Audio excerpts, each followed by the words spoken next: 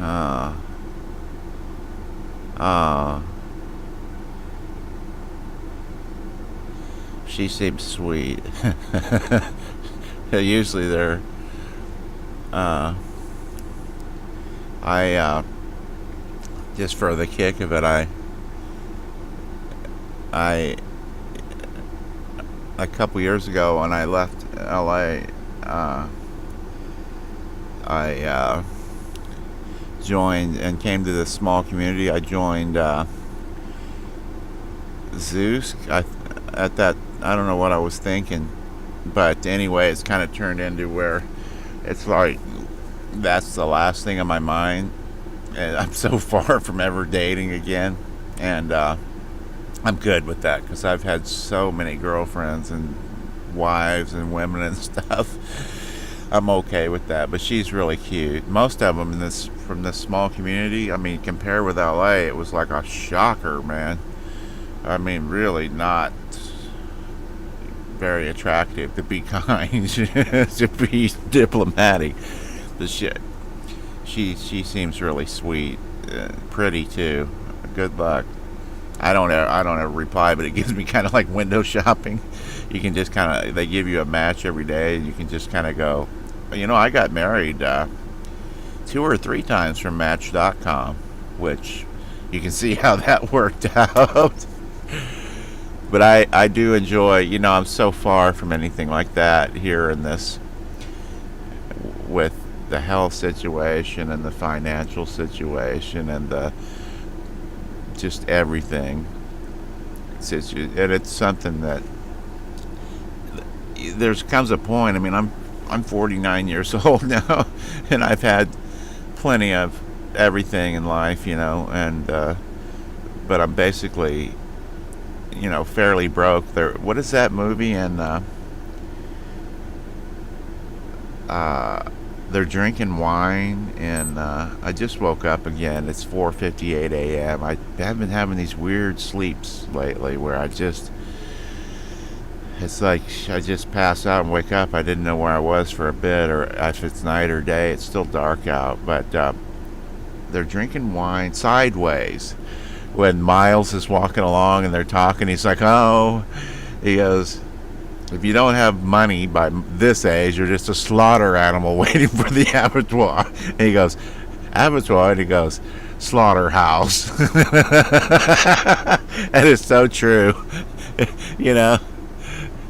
I'm sure some of the wives love me and the girlfriends. I think some of them were there for the money. I'm at the point. It's been like 2.5 years now since I've been with a woman, and she was L.A. Her dad's actually a billionaire. He's a legend in Los Angeles, and I've known her for many years. But she that just I should have known better. I'd known her many years, and we were together when we were just kids, and I was it must have been, yeah, it was a while back, a few years ago, not, you know, like 3 years ago, I guess, but I was really sick, really strung out on morphine, was drinking, and yeah, it was just not okay, not cool. But she is sweet. This woman looks nice. It looks, I can just tell she's cool, man. Really pretty. Kind of my age. Hell, I think all right.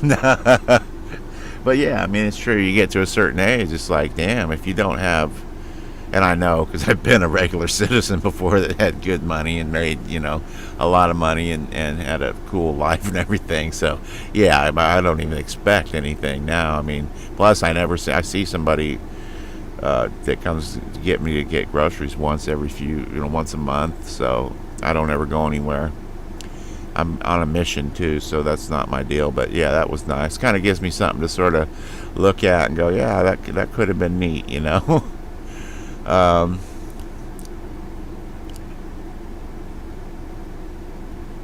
yeah, looks like Hal was really right on that, man. Every person who's stopped by has been really, really cool.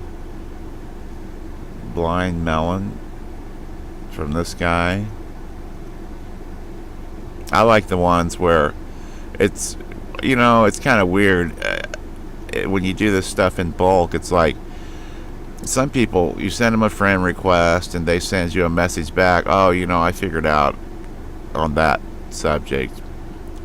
I'm already 5:24 in, but I figured out. I thought some people write back. I'll tell you how your judgment and your prejudice can really fuck you over, and this is true for me. Some people write back when you send them an ad or a friend request, and they just a blank thing, sometimes with a question mark, usually just blank. And I thought, well, those son of a bitch, and like a prank caller or something.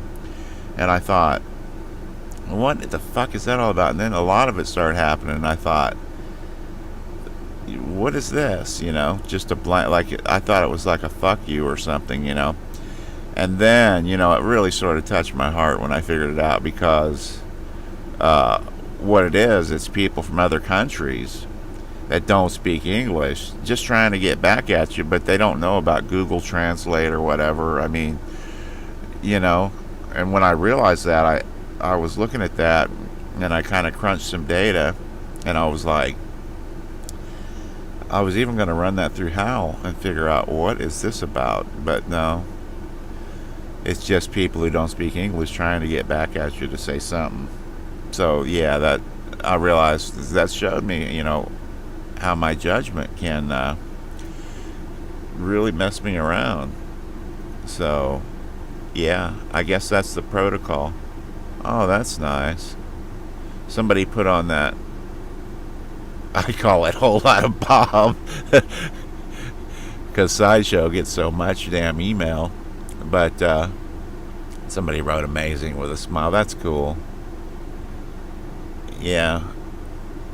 The ones, I've been thinking about that. As far as, I know this is long, but you get the pay dirt when you get further in on this one. Yeah, prejudice on my part about those people writing me back with blank letters. I was like, hey, what the hell? What is this? And then they just can't speak English, so what a dick, I was. And then writer's block, you know what? I on writer's block, I can't say I don't get it, but it's all about my attitude, and I have had it real bad. But when I first went to Los Angeles like 100 years ago, I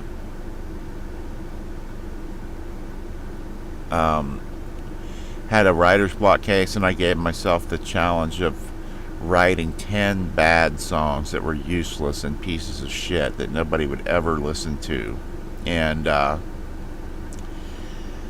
wrote 10 and recorded 10, just tried to write 10 bad songs, and about the third one in, I realized it's impossible. Something cool comes out of it every time. But out of those 10, 2 of them are still with me now. It was it intensified things. So anyway, one of them's called Wishing Well, and I just wrote it, and I was like, oh, this is not bad, not great. Just, I was trying to write bad songs, and bad would be like useless to, in any way that you couldn't develop anymore or anything, and Wishing Well came out of that, like the first pass through. In fact, I made the lyrics up as I went. I was like 27 years old, and I wanted to write a song to document my life up until then. And so yeah, I mean, if you have writer's block, try to write 10 bad songs and record them. And a lot of it for me is about going through the motions. Most days, I've done this professionally so long, I don't want to do it a lot of times, because it's a lot of work, and this is a really uncomfortable environment, and I'm in a lot of pain. But I just do it, and Nike, right? Just do it, and that is really useful to me. And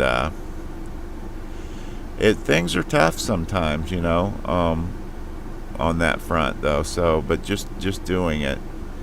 I'm a Happy Viruses channel. There's another one.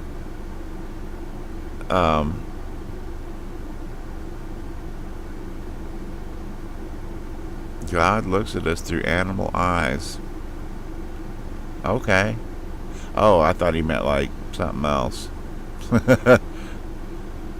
um, Here's a guy who actually liked. I did a thing called Cowboy Zombie Motherfucker Remix.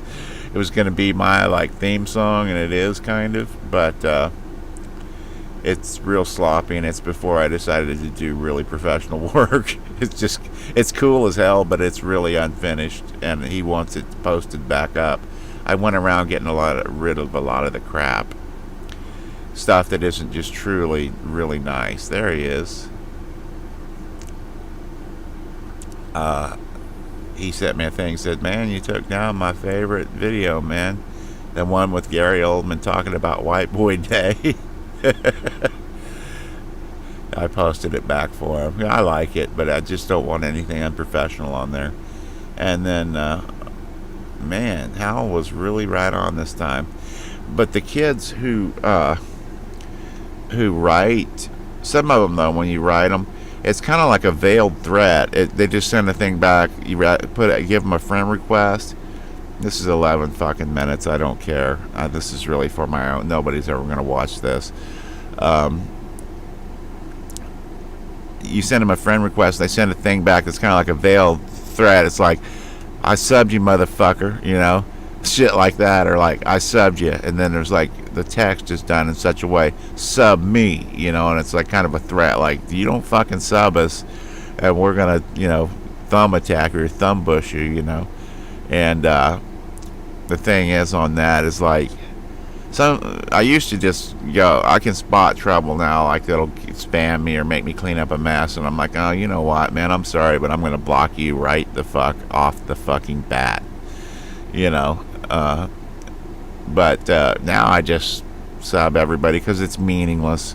The whole thing on YouTube is about appearances. I mean, it's like, if something has a lot of hits and a lot of thumbs up, and the page has a lot of subs and a lot of hits, and I've really crunched the numbers on that, it's all meaningless. I must have now 800 subs out of which will be 14,000 hits if it isn't already. And yeah, it's 13,958. Hal, you are fucking amazing, man. I can't believe that. I'm telling you, numbers are trippy. It's 13,958. Yeah. Wow, 806 subscribers. So, I mean, in like 30 some odd days now, 40 days, that's pretty good. It's not nearly what I need, not nearly enough, and I've quadrupled marketing efforts. I'm at 1307. So yeah, some of the kids, I'm going to go out at like 14 something. Nobody will ever watch this, and I can look back when I'm old and say, hey, I tried to grow a beard one time, wrote and recorded some pretty cool songs. Some people liked them. Started a vlog. I'm doing this. When I was real sick, I realized we all sort of want to be immortal, and I really feel that these will be before too long archived. I'm just getting up. Might even go the full 15. They'll be archived and available for the people in the future, our descendants, you know, our kids and their kids, where they can look up and see who we were and what we were all about, and everything that Google's doing. The whole internet, in fact, will eventually be archived real soon. In fact, it is now, but I mean, in the future, that, you know, people will have apparatus on them where they'll have a screen pop up or in some way on their, it's so obvious this is already happening, where you can Google anything by just thinking about it, and sort of had a little screen pop up and look at it, and really handy stuff, you know, dangerous stuff, but handy. And that way the people in the future can look at where they came from, and it sort of makes you immortal. I think that's why I'm doing a lot of this, and really I'm doing it. I have a son and a daughter, and both were just horrible situations, and the women disappeared with the kids, and it's like, a lot of it I'm doing for her.